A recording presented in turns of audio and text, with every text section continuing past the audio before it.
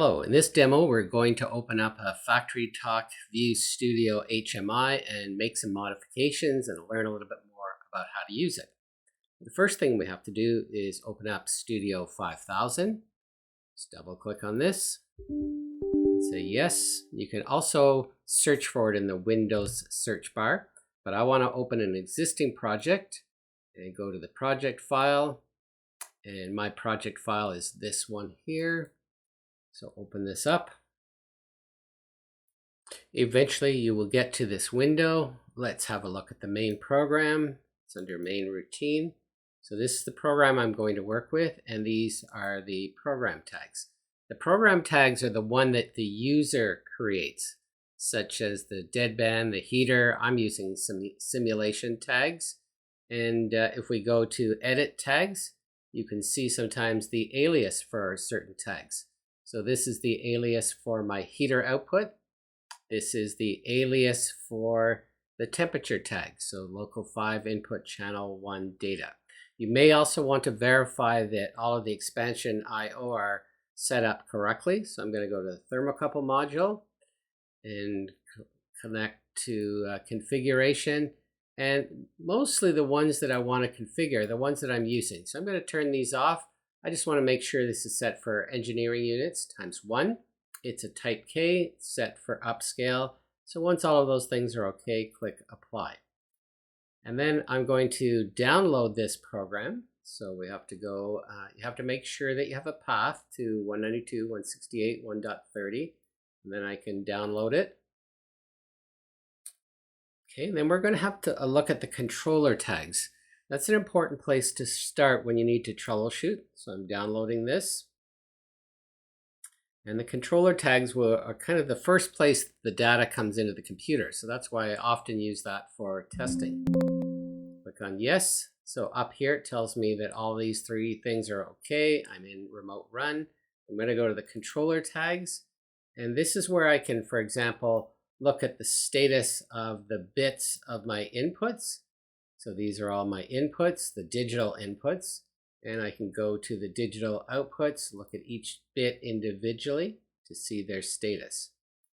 Okay, but here I want to check local 5 input, which is the thermocouple, and you can see right now that it's reading 13,700 because I'm doing this remotely and I don't have anything connected to that particular input. But you can see that I have some others connected to the inputs, channel 1, 2, 3, and 4. So they all have various thermocouples connected. But I turned some of them off. So really I'm only using channel 1 data. All right, back to the program. So here's our main routine. And here are the tags. So if I go to the parameters and local tags, I can verify, for example, that the real tag is reading an open, okay, because we're using the simulator in this particular case, but all my other tags are there. And notice that anything that's a temperature, such as a lower threshold is a floating point, real value, set point is a real value, and temperature C, which I'm going to use, is a real value. So you've got to make sure that you've set those as real values, and you would do that in the edit tags. Okay, but I already have that set up. So the next thing that we're going to do is go to the HMI.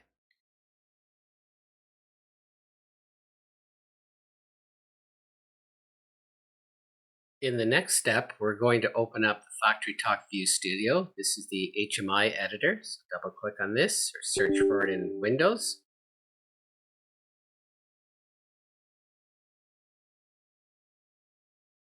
Now, I already happen to have the file here. I've called it HMI Winter 2023, but I'll show you how to load it into FactoryTalk. So I'm going to click Cancel to that. I'm going to go up to here under Tools. There's something called the Application Manager. We open up that Application Manager and we want to restore an application. Now, I'm going to get a message that I already have that application, but this is the procedure. So I click on Next. I have to search for the application, and for me it's in the Windows folder, Fall 2022 templates. Double click on that, And here's the application that I want to open up. So I double click on this application, and this is the name, and click on next, and then finish. Okay, this is the message I told you. I'm going to overwrite it. You typically won't have this message because you won't have opened it either time. So I'm going to click on yes to overwrite it. Eventually, it will open up and save that file that we need to work with. This takes a few seconds. Okay, eventually this window will come up, and we don't want to restore it again, so we just cancel to this window.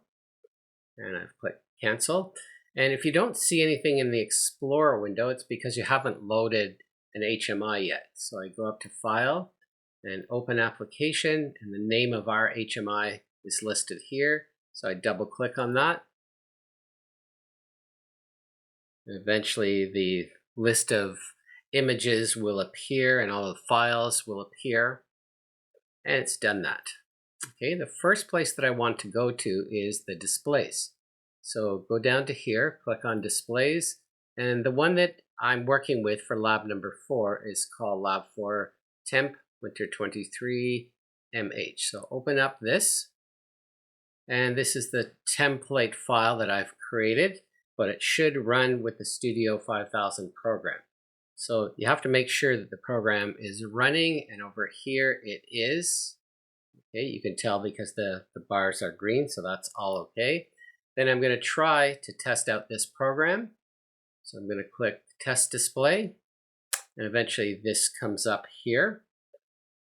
So this is the part that we're going to test.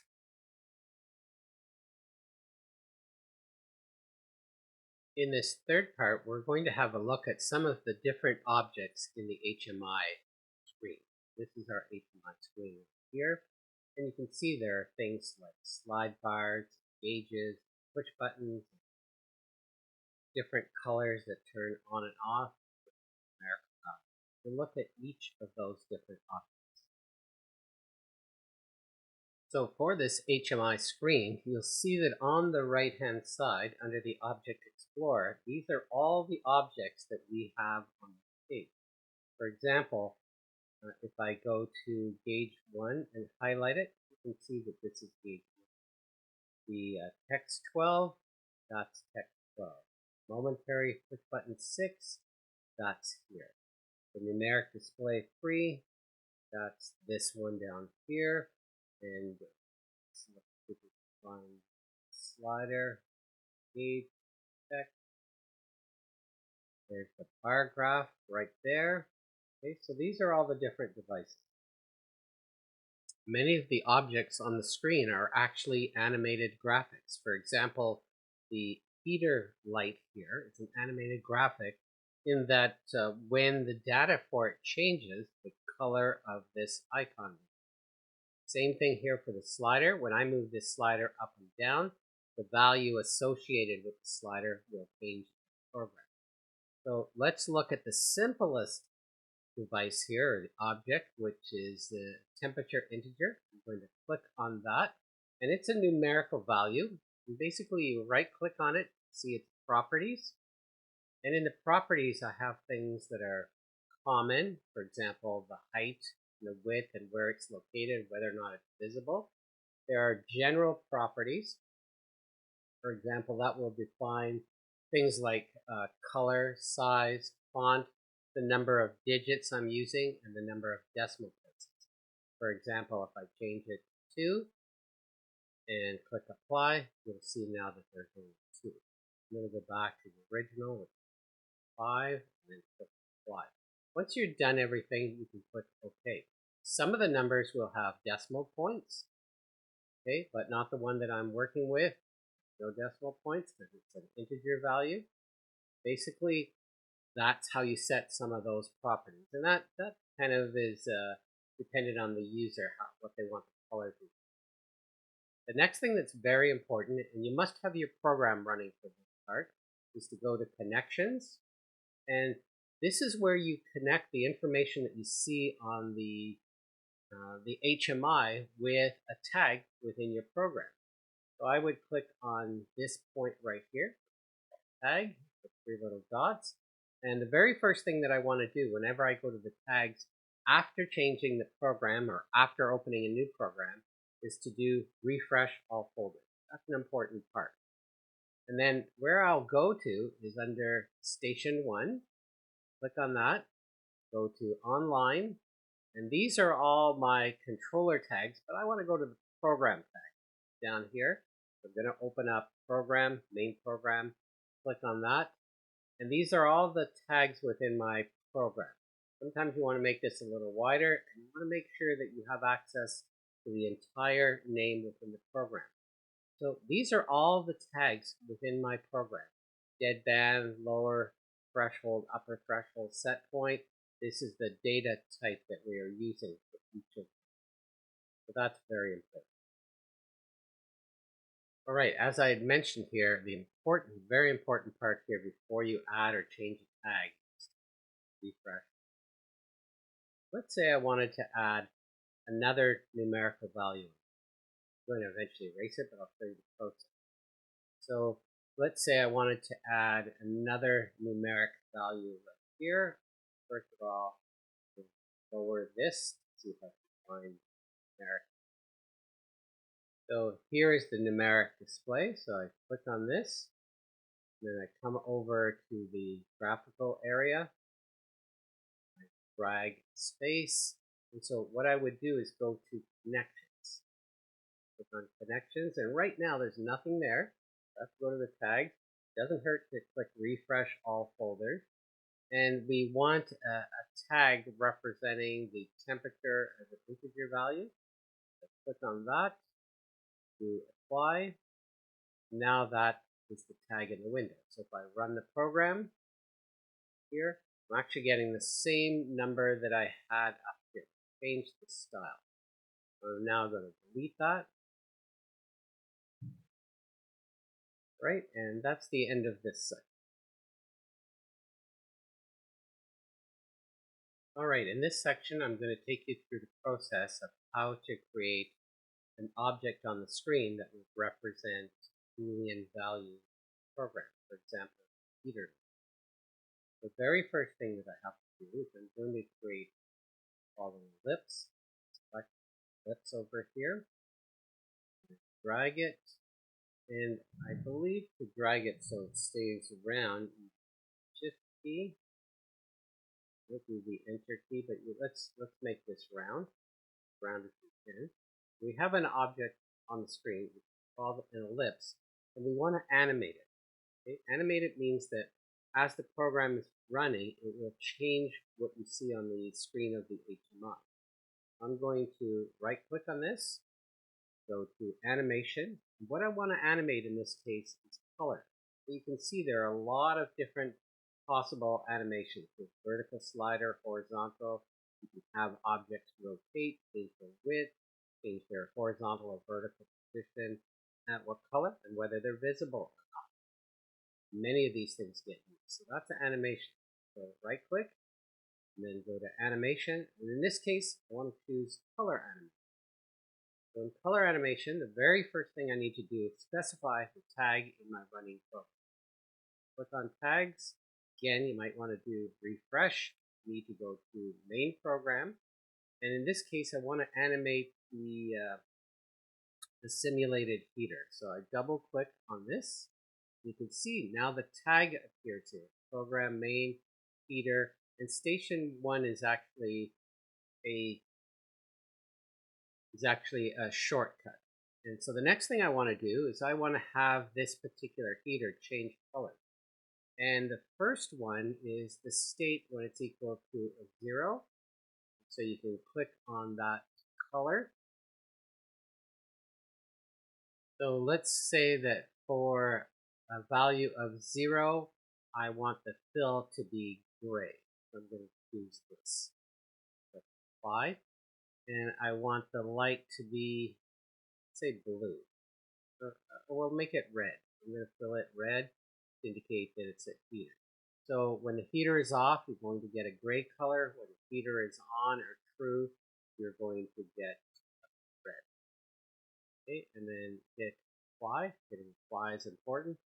Close. And let's test it out. click on Run. Okay. And right now, I'm getting this gray color because my feeder is off. Well, maybe we haven't set. Okay, I had a small error in the program that I fixed, but let's have a look. So here I've specified a set point of 22 degrees, a dead band of 2 degrees, so that means my upper threshold will be 23, my lower threshold will be 21, and if I move my simulated temperature, as soon as I get above 23 degrees, okay, we're at 21 degrees right now. You can see the temperature at the bottom of this slider, and we're looking to get over 23, so it caused the heater to go off. And when it goes below the lower threshold of 21, the heater should come on. So everything seems to work properly, and our new object seems to work correctly.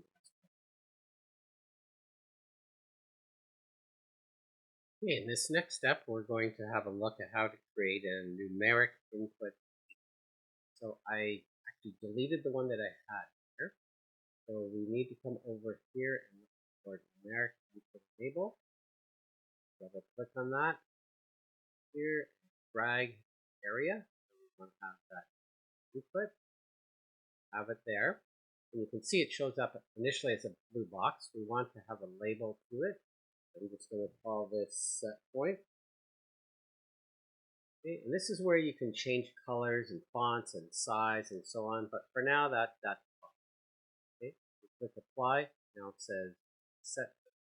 The next thing that we want to do here is to come over to connections, and I want to connect this to set point in my program. Click on tags. If I want to do a refresh, I tend to do that almost all the time. Click on set point.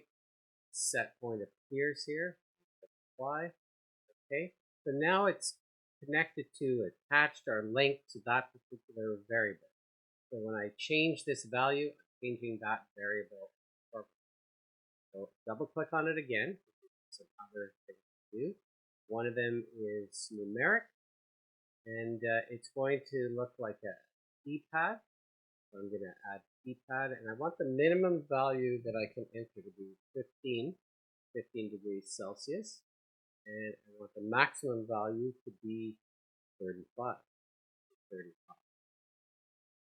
Okay, and click apply. Okay. Now I think it's ready to test out. So let's give it a try.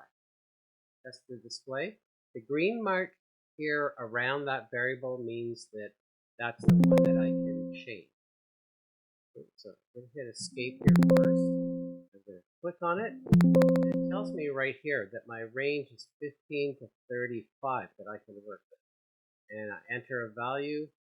Let's say I'm going to delete this there and enter 22 degrees. Okay, you can actually turn that beep off if you want. That's one of the options. Okay, but you can see my set point here is 22. I'm going to go back in here and change it to 23, and it was updated here. Now, since my dead band is 2 degrees, it's going to affect my upper and lower threshold. If I change my dead band to 4, hit enter, you can see many of the things change now.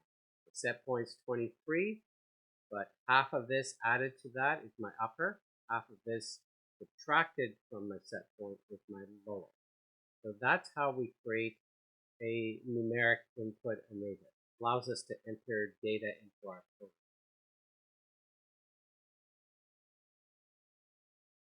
On the right-hand side, you'll see this panel over here called Properties and Connections.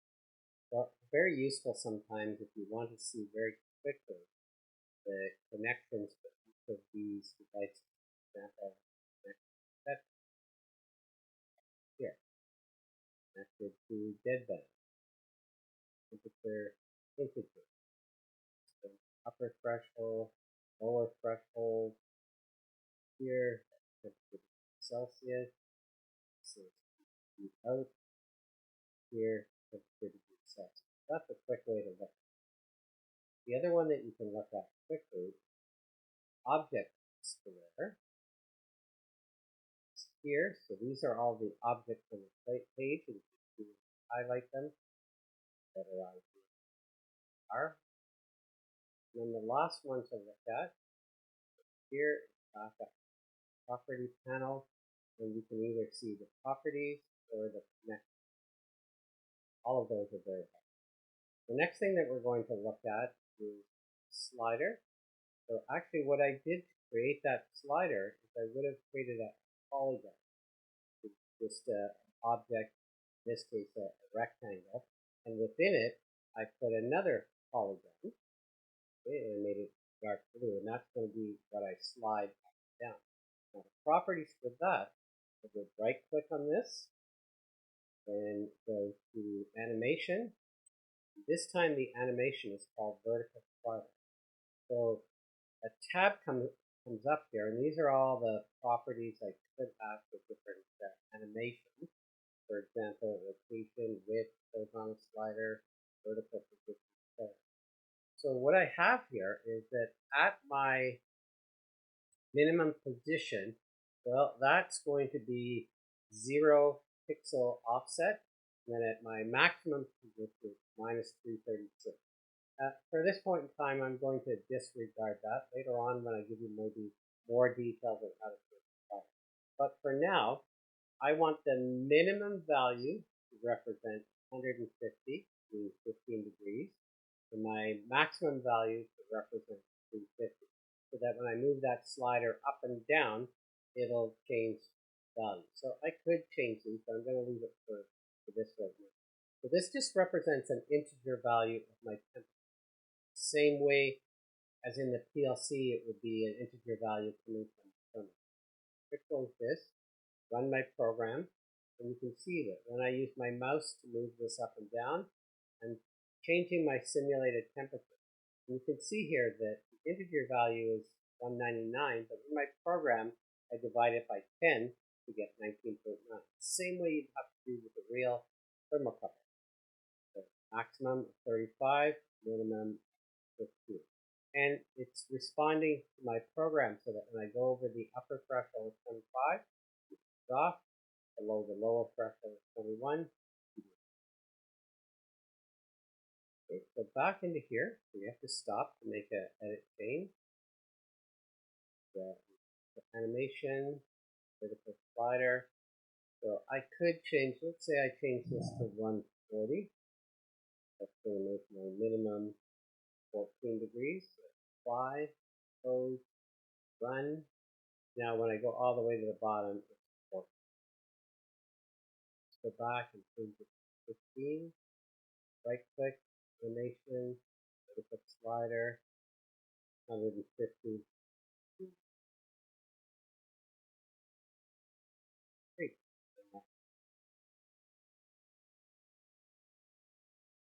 Okay, the next object that we're going to look at is an animated push button.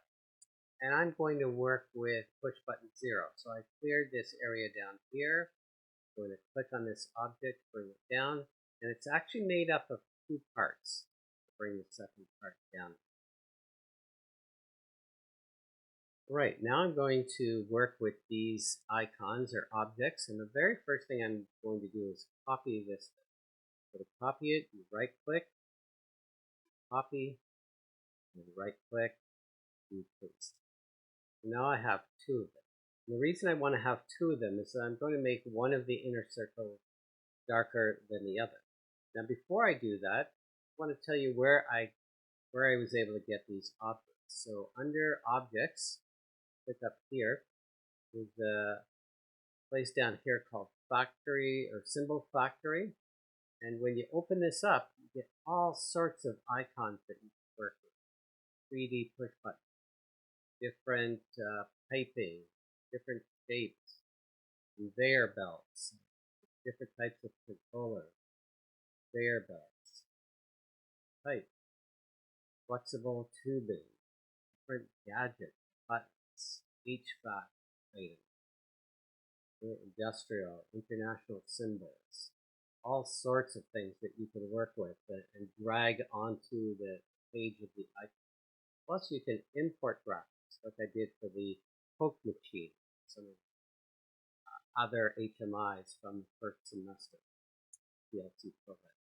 So place that I got this push button up here under 3D push buttons, and I drag this one on, drag it over here, place it on the page. But I already have two that I have at a specific size. So I'm going to delete that one, and I'm going to work with the two that I have. Now, if I click on this object over on the right-hand panel, you can see that it's called Group 6. If you open up Group 6, there are a whole bunch of polygon shapes within that group. And actually, the one that I want to change is the color of the center. So you actually have to pick that. That happens to be called Polygon 28. You can see I can turn it on or off. And I want to change the color of that shape. Turn it on again. I'm going to right click, go to Properties. I don't think I have the right one, so a little bit tricky. You want to get that center one, which I now have. You can see the back color green. So I want to make it a lighter color to indicate that it's off. So I think maybe this shade here would work. That's the new back color. Let's apply. They're not very different, but you can change that, but different enough. Maybe I'll make it dimmer.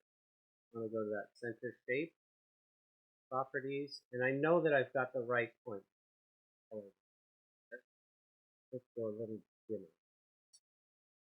Apply, do a little bit better. So this is on that. So I have three different objects that I'm working with. This one over here, and then this one, which is called, you can see here, Momemtary push button. And I'm going to connect it to, called connection, I'm going to connect it to push button sim. And I can delete that, show you how it's done. Go to tags, find push button 0 sim, which is right here. Now it's connected. But I also want to connect these two over here. This time it's going to be under Animation, Visibility, and I'm going to go to that tag, button 0. But notice that when it's true, so when the push button is pressed, I want this object to be visible. Turn that on. And this one, I want it to be invisible. So I select, when it's true, I want that to be invisible. Select press tag with button 0. Now I have that tag linked to or associated with that variable. Apply, close, and then so I have something for each one of these. Let's just test this out.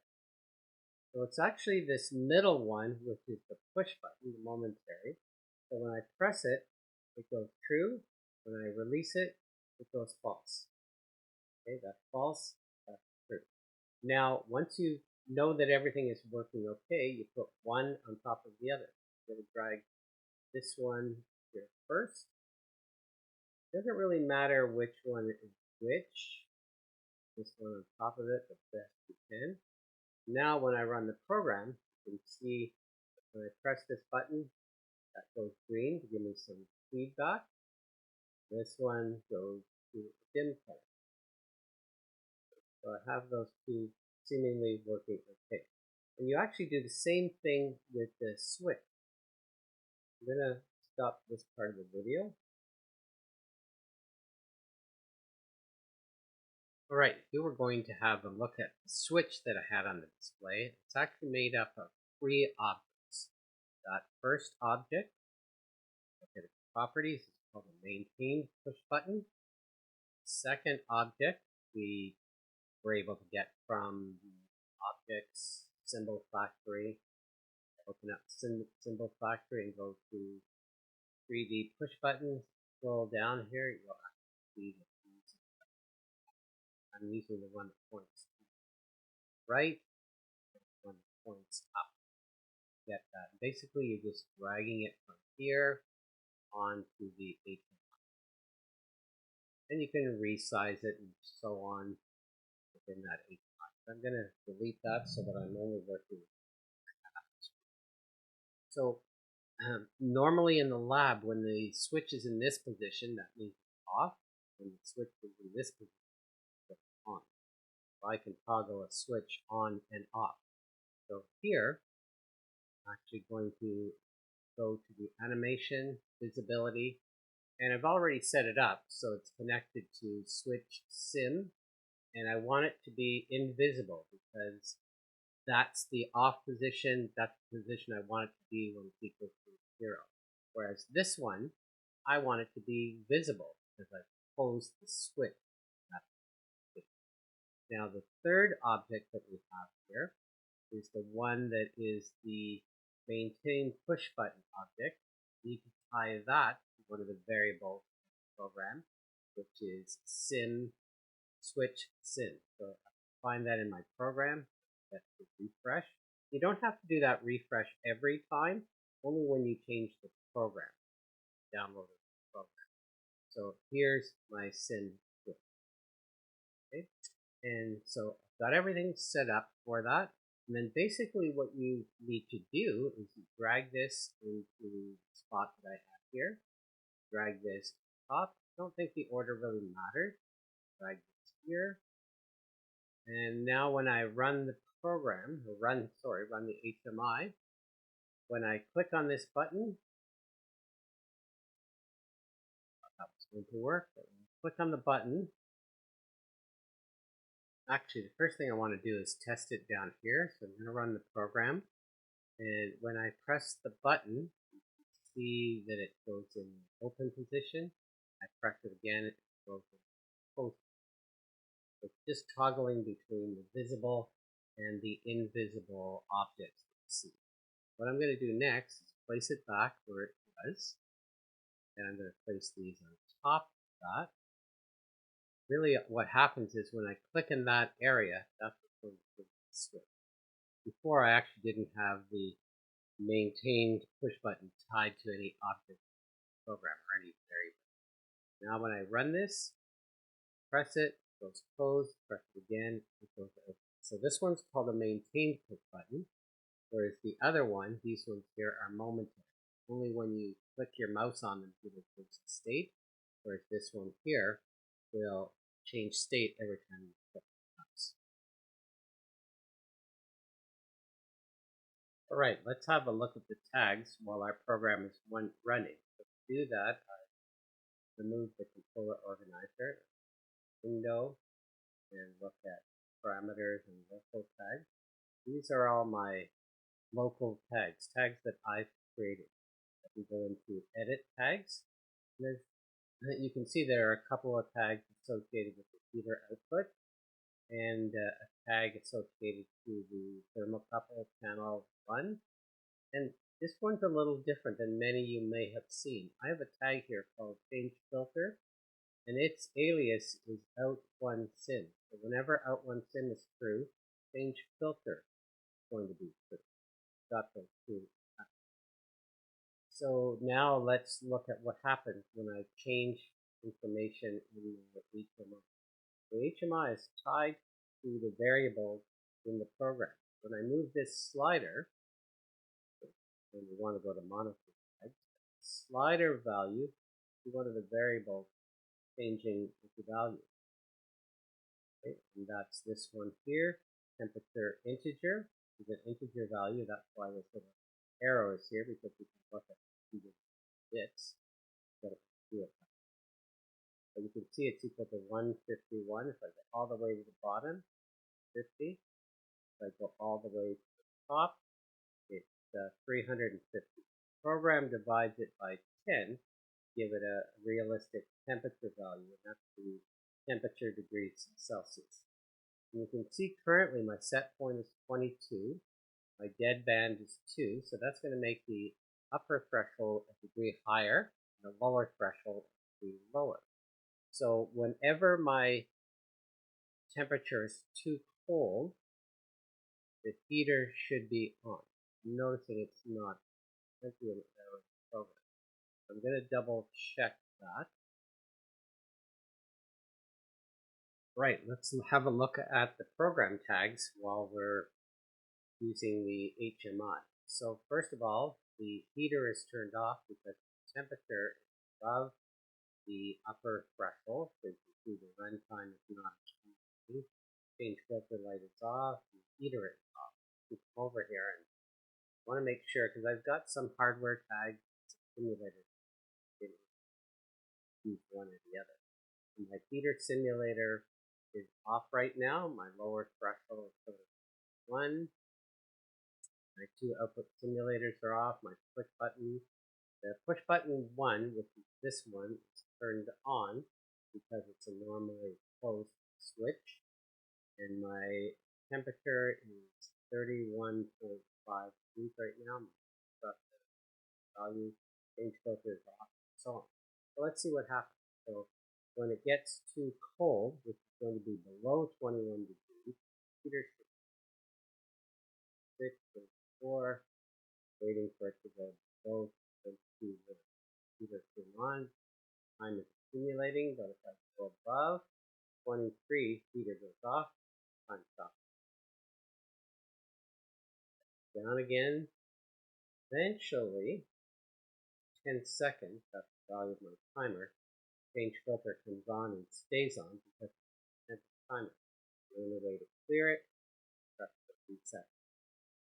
You notice these lights change colors when you press the button. This one is a little bit better than this one, but they both work okay. This is the sim switch 4, and you can see the value changing here.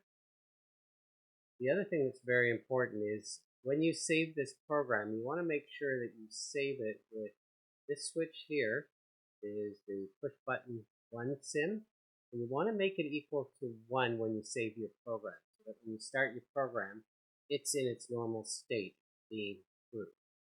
And I can change the set point, for example, 4, hit enter, you can see that it changes the program to screen. And this is the value from the slider in integer, but it gets changed in the program. So let's have a look at the program. Go to the window, main routine, and this is our main program. And you can see, for example, if I change the deadband to 1, do that here, and you can see these values. If I move the slider, you can see that this value, so on. If I reset the filter to that value, it's accumulating because the temperature is low, but it stops when the temperature is high. If I let it run long enough, you see that this is going to be done. Okay, it's done. Filter done becomes true, and out 1 sim becomes true, changing this here. I want to reset it. I'll make the temperature higher. Reset it. Back. The other thing that's really important to do when you're troubleshooting is to hover over variables. What I mean by that is I can hover over set point, and you can see that set point's a real tag for value 4. You hover over deadband, see that it's a real tag for value 1. Upper threshold is 24.5. Temperature integer 229. Divided by 10 times 9. You can see the current value of temperature here. Compare it with the upper threshold happening out here. So a lot of very useful things to do when you want to troubleshoot, and that's done by hovering over. And just to look at the differences here, this is the program. If you go up to the window and look at controller tags, Another window with trend chart. Didn't get to try that, but let's give it a try. Trend chart is going to show me my temperature simulator. Let's get a little bit different value in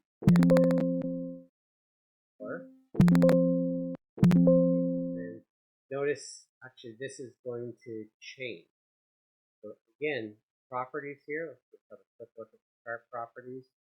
My pins are all listed here and the color of my pins. Notice that the scales are 15 to 35, except for the heater. That's because we want it to turn on and off. The x-axis has 2 minutes worth of time. The y-axis makes sure it's set preset. Very important. So things are working okay over here. So I believe this pen here is my current temperature. If I hover over it, it's 22.9. Same with that there. So I'm going to simulate that it's getting cold.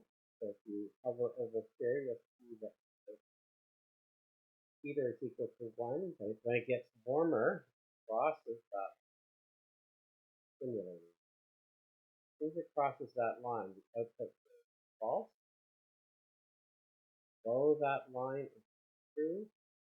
Whenever it's in the middle, it doesn't change. If we go up and down in the middle, that's called the deadband. It's not going to change until my process variable goes above that line, then my output. If it's below that line, my output changes to. So it all seems to work as it. Now that we've transferred the file to the HMI, we need to get it onto the HMI. So this is an old example, but the first thing that you have to do is press the shutdown button. Okay, that's step number 1. Once you press the shutdown button, you will get this menu, and you have to press the load application button at this point. After pressing the load application, it allows you to select a particular application. Make sure that you select the name of the file that you just downloaded to the HMI. So the MER stands for Machine Edition Runtime. And it doesn't have the file that we just created here. I'm doing this remotely. But once you find the file, then you press the load button.